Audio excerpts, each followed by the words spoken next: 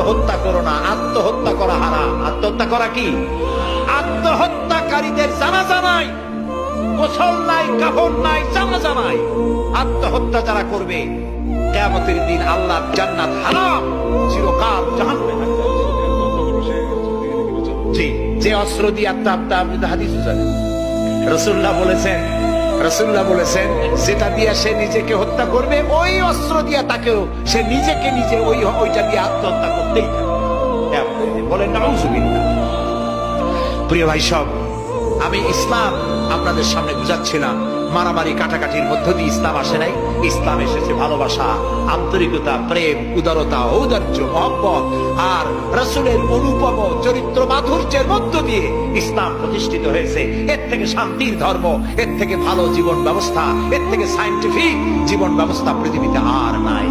এই ইসলাম